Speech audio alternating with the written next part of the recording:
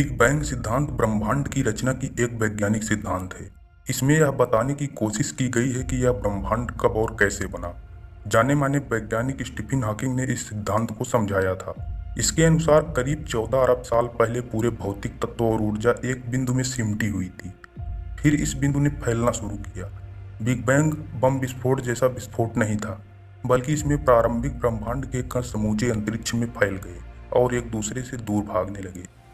ब्रह्मांड की शुरुआत और इसके विस्तार के बारे में विज्ञान को पहला सबूत 20वीं सदी में ही मिला था। 1965 की बात है। अमेरिका के न्यू जर्सी शहर में मुर्रे हिल पर बेल टेलीफोन प्रयोगशाला में आर्नो पेंजियास और रॉबर्ट विल्सन एक रेडियो रिसीवर बना रहे थे। इस दौरान रिसीवर में उन्हें कुछ त्रुटि पता चली। वे इसका स्रोत नहीं जान सके और जब यह खबर फैली तो स्रोत का पता लगाने के लिए पड़ोस में ही प्रिंसटन यूनिवर्सिटी के वैज्ञानिकों की दिलचस्पी जाग पड़ी। बेल टेलीफोन प्रयोगशाला में सभी जुटे। आखिरकार रेडियो रिसीवर में हुई बाधा के स्रोत का पता लगा ही लिया गया। रेडियो रिसीवर पर अचानक सिग्नल में आई त्रुटि या बाधा ब्रह्मांड की प्रारंभिक अवस्था का 13.8 अरब वर्ष पुराने रहस्य का एक बेहद जरूरी संदेशा था। वैज्ञानिकों ने ब्रह्मांड की इन सूक्ष्म तरंगों की पहचान कॉस्मिक माइक्रोवेव बैकग्राउंड सीएमबी यानी खगोल सूक्ष्म तरंगों की पृष्ठभूमि के तौर पर की। इस सीएमबी ने ब्रह्मांड की शुरुआत और विस्तार के रहस्य का पहला बड़ा पर्दा खोला, जिससे वैज्ञानिकों को ब्रह्मांड के शुरुआत होने का एक मजबूत वैज्ञानिक सिद्धांत बनाने में मदद मिली। दरअसल सीएमबी की खोज के बाद ही ब्रह्मांड के शुरुआत वाला सिद्धांत बिग बैंग तक पहुंच गया। यह सीएमबी ब्रह्मांड की प्रारंभिक अवस्था में पैदा हुए काफी गर्म विकिरणों का अवशेष ही है।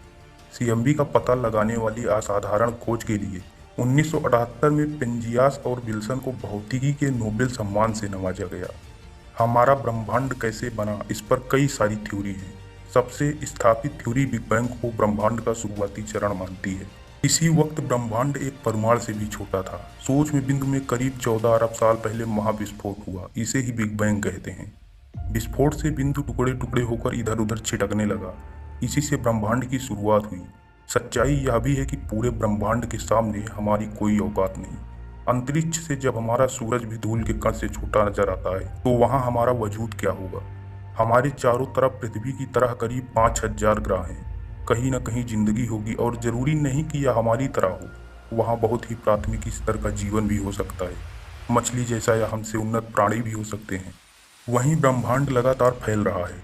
एक समय इसके बंद होने के आसार लगाए जा रहे थे, लेकिन 1998 हबल टेलीस्कोप की वजह से पता चला कि ब्रह्मांड जिस रफ्तार से फैल रहा है वह रफ्तार भी लगातार बढ़ रही है। इसी ब्रह्मांड में ब्लैक होल नाम की ऐसी चीज है जो अपने दायरे में आने वाली हर चीज को निगल जाती है। ऐसा उसकी ग्रेविटी के जबरदस्त खिंचाव के कारण होता है। इस पर फिजिक्स के नियम लागू नहीं होते। ब्लैक होल के बाहरी हिस्से को इवेंट होराइजन कहते हैं। ब्लैक होल की खोज 1964 में हुई थी।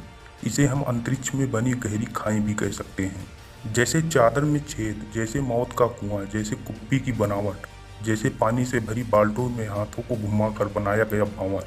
पूरे ब्रह्मांड में अलग अलग आकार के ढेरों ब्लैक होल हैं, पर हमारे सौरमंडल में कोई ब्लैक होल नहीं है। हाँ, हमारी आकाशगंगा के बीचों बीच एक विराट ब्लैक होल है जो हमारे सूर्य से करीब 1 करोड़ गुना बड़ा है। ब्लैक होल कैसे बने, इसके बारे में 2 थ्योरी है। एक यह कि जब कोई विशाल तारा खत्म होने को होता है तो वह अपने अंदर ही सिमटने लगता है। कुछ वक्त बाद वह ब्लैक होल बन जाता है। दूसरी थ्योरी यह कि ब्लैक होल बिग बैंग के बाद बना पहला आकाशीय पिंड है। सबसे पहले ब्लैक होल बना। ब्लैक होल से ही विभिन्न तारे बने, तारों से ग्रह और उपग्रह आदि बने। दोस्तों, अगर आपको हमारी वीडियो पसंद आई हो तो चैनल को सब्सक्राइब जरूर करें।